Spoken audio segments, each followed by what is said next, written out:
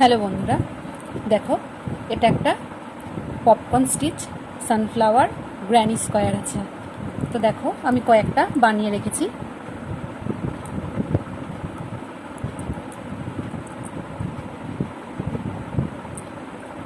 তা আমি 5 piece already বানিয়ে ফেলেছি, আর একটা বানাবো।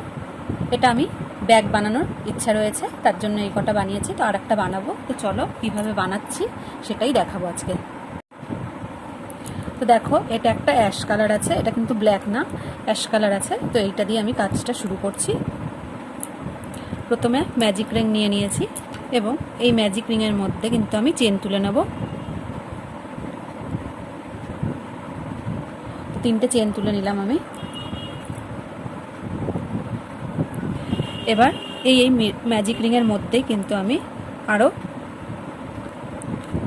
8টা, মানে মোট টোটাল 7টা তুলবো, যেটা চেন সমেত 8টা ডাবল ক্রোশিয়া হবে। তো চলো 8টা ডাবল ক্রোশিয়া করে ফেরত আসি। তো দেখো 8টা কিন্তু করে ফেলেছি। তো এবার ম্যাজিক রিংটাকে ছোট করে দেব এবং প্রথম ঘরটার সাথে আমরা মাথাতে যে 3 নম্বর চেনটা আছে সেটার সাথে এটাকে কিন্তু স্লিপ স্টিচ করে জয়েন করে দিচ্ছি। এখানে কিন্তু মোট 8টা চেন তোলা আছে ডাবল ক্রোশিয়া করে। এবার আবারও 2টো চেন তুলে নিলাম এবং এই একই ঘরে কিন্তু আবারও কাজ হবে, অর্থাৎ ডবল ক্রোশিয়া হবে। তো দেখো একই ঘরে 2টো হয়ে গেল ডাবল ক্রোশিয়া। এই একইভাবে 8টা ঘরে মোট 16টা হবে। তো প্রত্যেকটা ঘরেই কিন্তু 2টো করে ডাবল ক্রোশিয়া তুলতে হবে। আশা করছি তোমরা বুঝতে পারছো। তাহলে 8টা ঘর তুলেছিলাম নিচে, এর উপরে আবার 2টো করে হবে, তাহলে 16টা হয়ে যাবে। তো দেখো 16টা কিন্তু কমপ্লিট হয়ে গেছে। এবার প্রথম স্টিচটার সাথে আমি জাস্ট স্লিপ স্টিচ করে জয়েন করে দিলাম এবং একটা নট তুলে দিয়ে এটাকে কাট করে দেব। তো জিনিসটা এরকম লাগবে।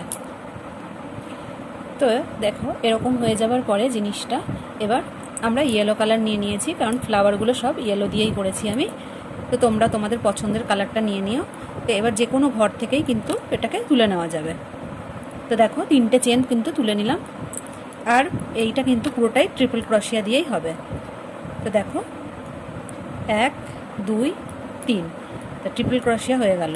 এরকমভাবেই কিন্তু এই একই ঘরে মোট 5টা ট্রিপল ক্রোশিয়া তুলব।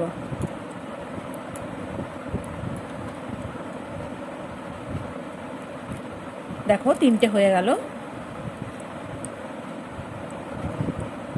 4টে আর 5টা হয়ে যাওয়ার পরে এরকম একটু উঁচু করে রেখে দেব। এবার প্রথম যে ঘরটা আছে প্রথম স্টিচের মাথায়, সেখান থেকে এরকমভাবে পেছন দিয়ে ঢুকিয়ে এটাকে বের করে দেবো। জাস্ট এরকম গোল মতন একটা পাপড়ির মতন হয়ে যাবে। দেখো 20 মতন লাগছে। এরপরে এখানটা একটা নট করে নিয়ে 1 2 3 হয়ে গেল। 3টে চেন তুলে নিলাম। নেওয়ার পরে এরকম করে আবারও ঘুরিয়ে নেব, কারণ সবগুলোই ট্রিপল ক্রোশিয়া করে হচ্ছে। এর পরের যে ঘরটা আছে সেই ঘরটাতে কিন্তু এবার কাজ শুরু করব, পাশের ঘরটাতে। অর্থাৎ এখানে 16টা মোট ঘর আছে। তো এই 16টা ঘরেই কিন্তু এইভাবেই পপকর্ন স্টিচটা উঠবে, যেটা সানফ্লাওয়ারের মতন দেখতে লাগবে।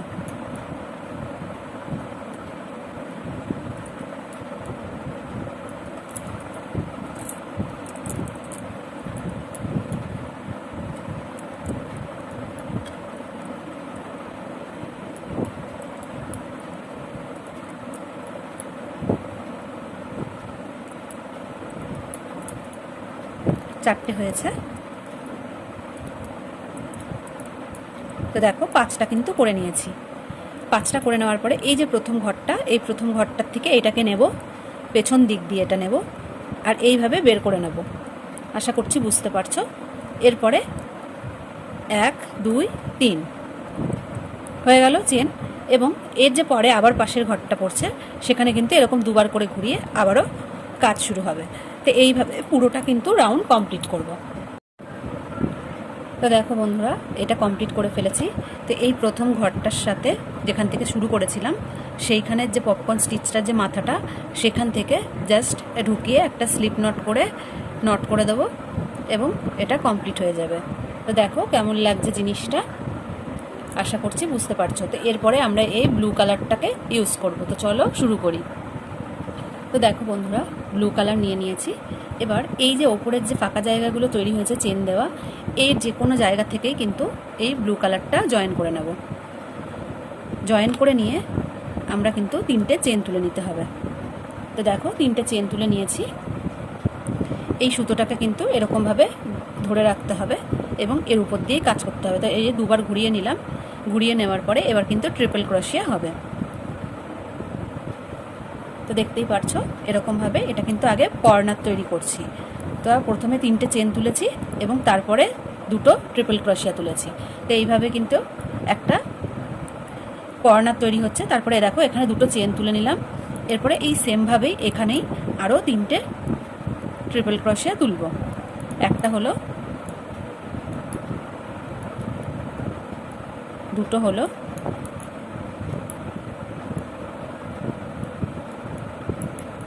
তিনটে হলো। দেখো এটা কিন্তু কর্নার তৈরি হয়ে গেল।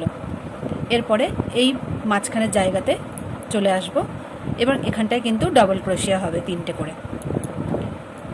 এটা 2 নম্বর আর এটা 3 নম্বর। তো শুধুমাত্র কর্নার তৈরির সময় কিন্তু ট্রিপল ক্রোশিয়া হবে, আর বাকি অন্যান্য জায়গাগুলোতে ডাবল ক্রোশিয়া হবে। এর পরের ঘরটাতেও ডাবল ক্রোশিয়া করব।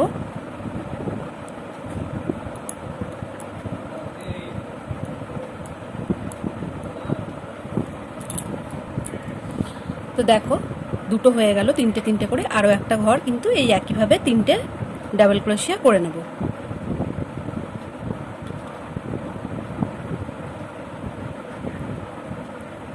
তো দেখতেই পাচ্ছ 3টে ঘরে ডাবল ক্রোশিয়া করেছি। এরপরে কিন্তু এর ঘরটাতে আবারও দুবার ঘুরিয়ে নিলাম, ট্রিপল ক্রোশিয়া হবে, অর্থাৎ কর্নার তৈরি হবে।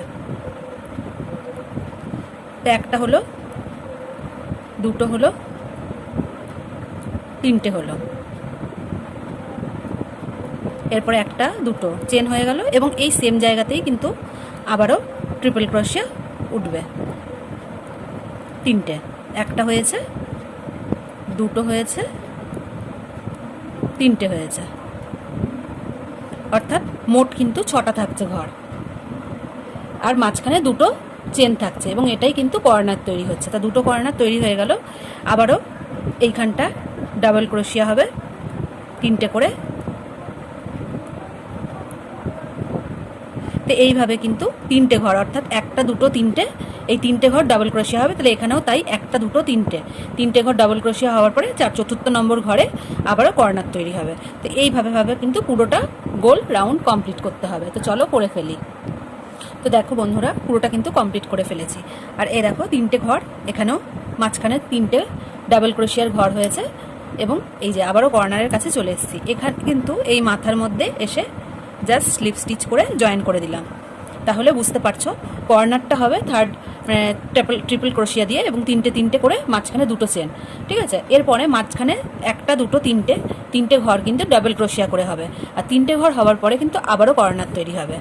এইভাবে কিন্তু কমপ্লিট হবে। মাঝখানে কিন্তু 3টে ঘর আছে, দেখো একটা, দুটো, 3টে, এই 3টে ঘর কিন্তু ডাবল ক্রোশিয়া করে হচ্ছে আর তারপরে হবে কর্নার। তো এইভাবে কিন্তু আমরা এই স্কোয়ারটা, গ্র্যানি স্কোয়ারটা রেডি করে ফেলবো।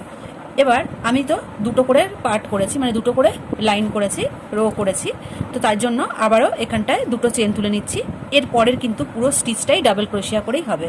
তো এই দেখো ঘুরিয়ে নিলাম এবং পরের ঘরে চলে আসলাম ডাবল ক্রোশিয়া করে। এখানে কিন্তু আর আমি কোনো ঘর বাদ দিচ্ছি না, সব ঘরে একটা করে ডাবল ক্রোশিয়া করব।